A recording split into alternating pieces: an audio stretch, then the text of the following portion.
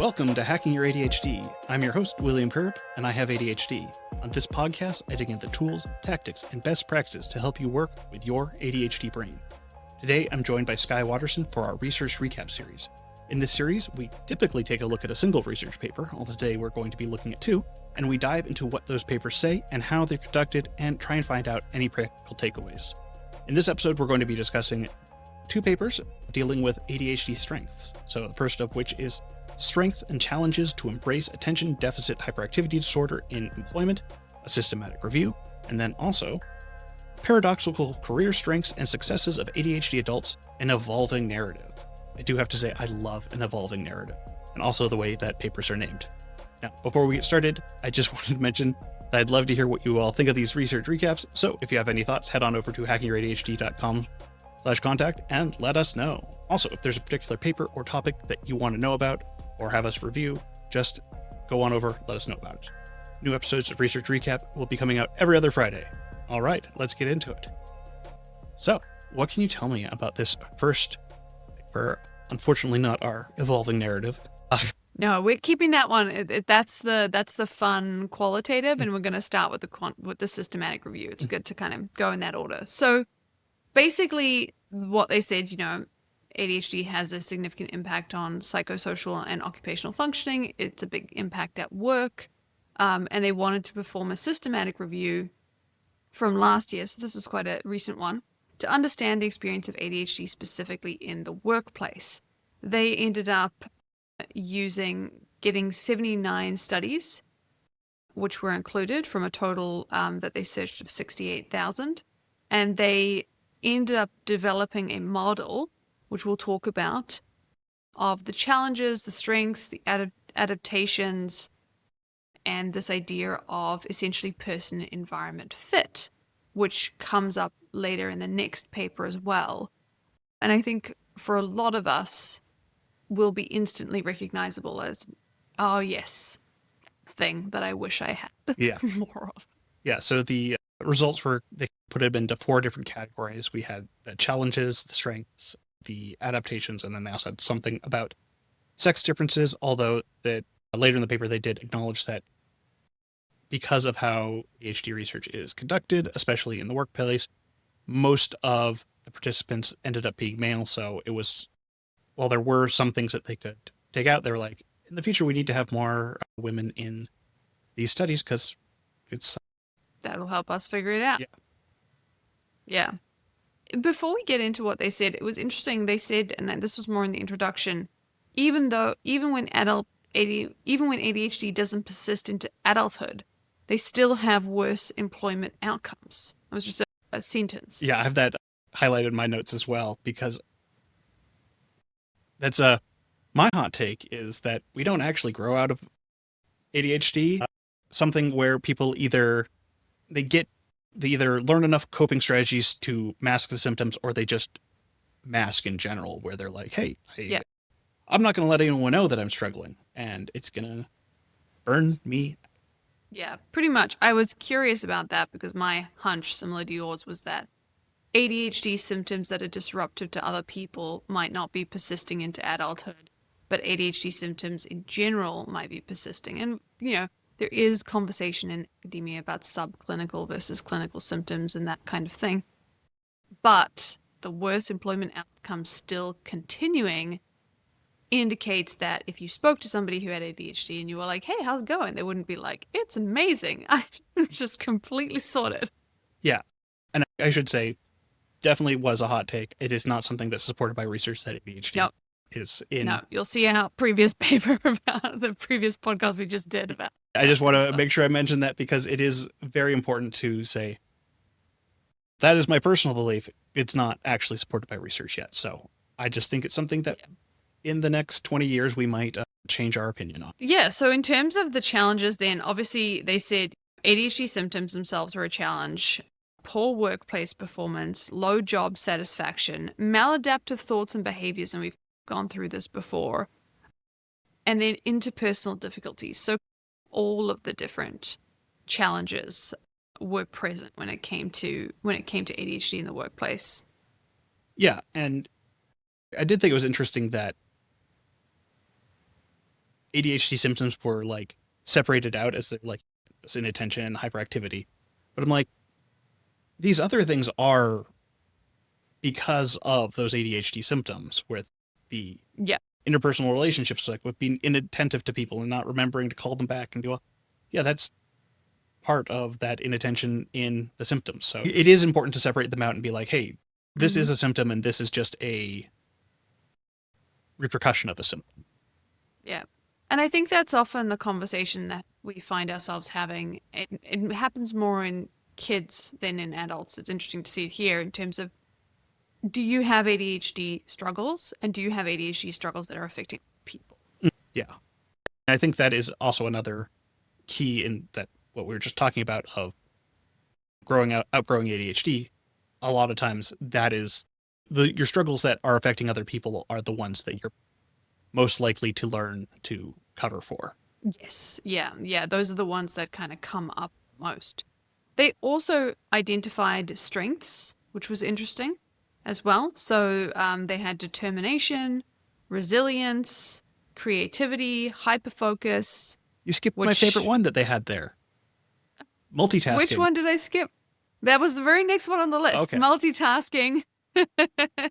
Embracing ADHD and emotional intelligence. Why was multitasking your favorite? Because I don't think we can do it very well. I think it's something, what I've read about research on multitasking is that people that think they're good at multitasking are the worst. Not as people, but as at multitasking. It is something that mentally we just think we're a lot better at it than we are. And I think everything I've seen suggests that ADHD should be worse at multitasking. Yeah, multitasking is an interesting conversation because when we talk about it, one thing that sometimes people will think about is, well, people with ADHD are better at working with music on. If you consider that to be multitasking, then okay, maybe we're better at multitasking. But what we're actually doing is trying to increase our stimulation in order to focus better. It's not exactly how academia, there's neuroscience behind it. I'm probably not explaining it perfectly. In terms of that idea, if you're saying, oh, they tend to be in busy coffee shops with music on, writing, they're multitasking, then sure. But if they're doing two things at once, then I don't think so either. Yeah, it's one of those things that it can seem like it's easier if we're switching between back and forth between tasks. We're doing two things at once. We're getting a bunch done. And then at the end of the hour, we're like, oh, if I had just done one of these things, I would have finished it. Yeah. If multitasking is trying to work and then checking your email, then yes, I am great at multitasking. I'm trying to be less great at it. But also it was very weird because they put multitasking and hyperfocus right next to each other. Those things are 100% different. And again, hyperfocus I find is one of those things that's often listed as a strength, but I don't know if it's necessarily. When we get into the next paper, I think we could get better. I agree with you. So let's look at some of the mediating factors. What was mediating having increasing job satisfaction, longer job tenure, improved workplace performance based on this study? They found person-environment fit, so having a stimulating workplace environment, communal and quiet workspace, so having that flexibility, which I love that they mentioned, it's so important. Challenging and novel work tasks, fast-paced work activities, active learning, personal autonomy. They did mention, by the way, personal autonomy. One of the things that you could benefit from was being a solopreneur. And as somebody who works with business owners and solopreneurs, I was like, yes, this is so. Yeah, it's one of those things that I've seen is important for your own sense of self and your overall job satisfaction. And I think that is one of the things that really, if you don't have autonomy over what you do, regardless of the job you're doing, it's going to make it worse. And it's even more true for people with ADHD. Yeah, it's very difficult because your energy levels are shifting, your stimulation levels are shifting. Basically, what they were saying here was if you could work in a world where you had personal autonomy and you also had challenging and novel activities and a stimulating environment with lots of active learning, and that makes sense. There's lots of things going on. I would have added, and this isn't really referenced here, things like clear deadlines and sub-deadlines that are actually real.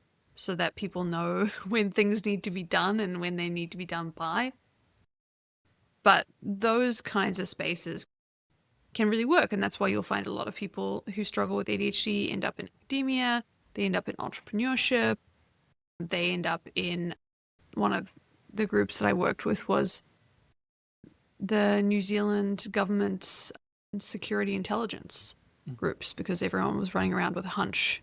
And a lot of those people, as it turned out, had ADHD, which is why they wanted me to help them. I also see it lots of like emergency room workers, police officers, like first responder kind of things. Those are like where there's a high energy and you need to be making decisions very quickly. Yeah. And sometimes this is an interesting conversation because people will say, oh, we should go and find a job based solely on our interests. But sometimes the person environment fit could be even more important than your interest. Because if your interest leads you to a bureaucratic job with very little autonomy, it's not going to be very great. Yeah. And I do think there is an overemphasis on finding your job interesting, because often more what we need is to have that fit, have that autonomy, have that job needs to be interesting enough, but I don't like the idea of everyone having to monetize their hobbies.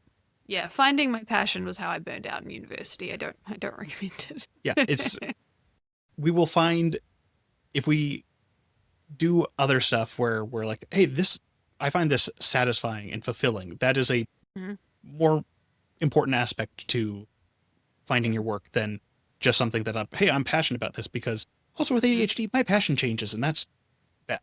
It does. It really does. And so, yeah, this is the thing. The other thing they had as mediating factors was workplace accommodations. So they had workplace policies, obviously assistive devices, ADHD medication. They did reference that there was some like feelings about ADHD medication being a workplace accommodation, which I thought was interesting. They said that the use of medication to improve workplace performance was met with ambivalence. Many acknowledged the benefits, but they talked about side effects and feeling. I think sometimes there might be a resentment about having to take medication for the environment because maybe the fit isn't good enough. Yeah, I think there is a lot of people that have fairly negative ideas of what taking medication means, either because they've had bad experiences. People don't like the idea of taking things that are going to make them different, and I want to encourage people that there are a ton of different medications for ADHD. It is sometimes it takes some time to figure out what medication is the right one for you. The big factor here is finding a doctor that's willing to try things with you. That can be not the easiest task, but for some people, the medication makes all the difference in the world if they can find the right medication at the right dosage and a doctor that's willing to work with them to help them find it. Yeah. It's a journey. That's what it's not necessarily a one-stop shop, although for some people it is, which is awesome. For a lot of people, it's a journey, and that's how it works as well. And then they talk about social support systems. So having technical support as workers, having moral support as individuals. So just being generally supported in their workplace was a mediating factor between these challenges and these strengths, and having those better outcomes. Awesome. Was there anything you wanted to add to this before we move on to the next paper? No, I think adding we'll get more context with our next paper, the Paradoxical Career Strengths and Successes of ADHD, an evolving narrative. I don't know why I like that phrase so much. They're leaving space. So this was an interesting study because it was done. It's not this systematic review. It is this very qualitative, looking at a much smaller data set and analyzing these interviews that were done with people based on positive psychology. So it ended up with only 17 adults. And I gotta say, one of the most interesting thing I saw in this was that 3 of the participants were self-diagnosed. Yeah. I was like, I couldn't believe that. Blew my mind that was in a research paper. I don't know how I feel about that. Same. I was I will say this is a thematic analysis, and shout out to my old professor, Braun and Clark, who are from New Zealand, and I took their paper, and that's where this comes from, the methodology. Anyway, but there is a difference when you go into qualitative research. Yeah. You're going in with the understanding that this is not generalizable. This is experience. This is people's stories. And what you're trying to do is you're trying to pull out people's stories to get information. And then maybe that information stands alone, or maybe that information then helps you prompt future quantitative studies. So it has a purpose, but even there was the word ADHD-ish in this paper that I pulled up. Things that I've just never seen before either. Yeah, and I was also really loved when I had my screen reader doing the paper, and I was like listening, and it's like ADH dish, because it added the IS etched to the D at the end, and I was like, that's amazing. Yeah. And look, I have a soft spot for qualitative research. I did my master's, it was a qualitative research paper. It does draw out a lot of depth that you will not find in another paper. It's one of the reasons that looking at these two together, I think, is quite helpful, because we can have the quantitative analysis and now we can go into people's stories. And what they really wanted to look at here in terms of the research questions is, how do ADHDers construct self-identified strengths to explain their career success stories using the strength-focused interview process? They were very big on the fact this is a strength-focused interview process, the whole thing. And to what extent do they articulate career success achieved in spite of their ADHD or because of it? Because it can be both. Yeah, and they found very similar like ideas of what was core ADHD strengths with like spontaneity, idea linking, which I think is that's one of the ones that I very strongly resonate with, the idea that I can have ideas here and link them in ways that other people would never see. Because that has happened to me frequently in my life, where I'm just like, this is the classic ADHD conversation where someone's you're talking about one thing and you're like, oh yeah, and then there was these bees and that I wanted to mention, and the people are like, where did that connection come from? It's like, oh, yeah, 3 minutes ago we talked about this, and they're like, oh, what? Yeah. It's great for business ideas as well. People are like, I don't know what to do. I don't know how to deal with this business. And I'm just like, this plus this equals Z. So there you go. We're done. So much of that can be helpful. But yeah, they said a journalist talked about taking opportunities, taking advantage of opportunities, said a lot of the time you're walking around in a slight fog. You don't really have a structure. But the advantage is that when something happens, when you have an idea, you aren't boxed in like other people. So that idea of action, being able to spring into action a little bit faster, as a paradoxical core strength for him of ADHD. Yeah. And then these strengths being these adaptive strategies that because one of the strengths that we lost our track on there, I don't know how that could happen, was humor. And that was something where they're like, oh, a lot of people with ADHD use humor as a coping strategy to help deal with the fact that ADHD can be very frustrating. But if we view it through a lens of humor, man, I've lost my keys in the 5 seconds I got into my house. That is objectively hilarious, frustrating, but hilarious. That I don't know how that could be possible. And so, yeah, there were these core strengths, and there's a visual that we'll go over in a second, but they also talked about this idea of adaptive strategies, and I really resonated with this personally, so I want to talk about it. This idea of active altruism, being willing to help others by giving them the care that people looked for themselves or had missed out on earlier in life. Talking about that being something that was a adaptive strength of ADHD sounds quite intense, but I personally, one of the reasons I do what I do is because I struggled with financial freedom and having autonomy growing up with ADHD symptoms, and being able to help other people to do that now is literally what gets me up in the morning and makes me super excited to do this job. Which is interesting. We come back to the previous one about adaptive formats and things like that. And I think it's a really lovely thing that they mentioned here. Yeah. Although there was the one, I think it was a teacher who mentioned that it was also very self-serving of them, that they're like, also, this is helping me just heal my inner child doing Yes. this. And it is It's very funny. great for me. I know. It feels very feels very like woo to say that out loud, because it is. You're like, yeah, it's great, because you're like, I literally had a client on the podcast who got tenure in academia, which is something I'd previously gone for and hadn't decided to pursue. And so helping her do it was cool. And also selfish. One of the places that I thought was very interesting that this paper too went is that it didn't just look at it as these are strengths. They'd also had this idea that the strengths can also be part of this circle of issues that we have with our ADHD, that if we overplay to our strengths, that's things that can lead to burnout, and that overcommitment, being too into what we're doing. And I think that plays right into what hyperfocus is, and why I think I often have that, hey, hyperfocus is not a superpower for ADHD. It is borrowing from our future selves. It is ignoring other things that also might need to get done at the time. I remember reading something about this mother who was like, I start doing work and I'm hyperfocusing too much. I can't hear my baby crying next to me. That's a problem. Oh, wow. And she's like, what can I do?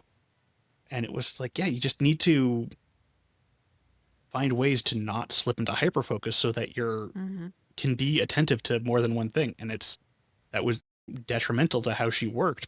In her situation, the like ideal idea here was like, yeah, when you work, you don't have to do two things at once. But her situation was like, yeah, I can't allow that to be something where I just like, oh, I'm just too tuned in and I'm not hearing things. So it is weird when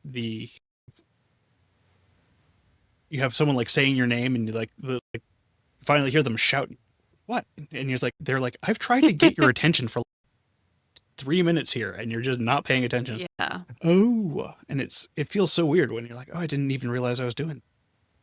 Yeah, 100%. And this was the kind of complexity that they were able to go into in this paper. This is actually a paper, and we'll have the show notes, but this is a paper I highly recommend you guys read. It's quite fun read. It's got a lot more quotes than we possibly have. They also talked about things like hard-won success before the diagnosis. So that complicated thing that we all feel around the tough life of having to figure out that you have ADHD and going back and saying like, well, if I'd known, what would I have done differently? But also I did succeed even though I didn't know, and that's pretty cool, but it's also hard. And it's like all the complexity of that. Yeah, was the success because of ADHD or in spite of ADHD? It's very much trying to focus on this self-acceptance, reframing your strengths, and finding this very meaningful definition of success, because it can often be hard for people with ADHD to even view anything they do as successful sometimes. Yeah, 100%. We know from the research we're more likely to experience self-criticism because we did things differently growing up and criticized nicely or not nicely for those things. I did the quote they ended their paper with too, which was from their research. With this, I do think the biggest difference came when I accepted my strengths and found strategies for my weaknesses. That's the point where I really felt most like me, and when I felt most like me. That's the point where I started to achieve, when I stopped trying to fit into boxes I wasn't going to fit into. I don't really understand why, but it's working for me, so it's what I'm going to go with. I thought that could just be a thesis statement for all of us. Yeah. Hello! So you were just listening to a research recap. I'm Skye Waterson of Unconventional Organization. If you like that, there's lots more information about ADHD and support for you at unconventionalorganization.com. You can go ahead and check that out. Lots of free resources, lots of strategies, and if you want to join our programs, you can do that as well. And we'll see you there, Unconventional Organization.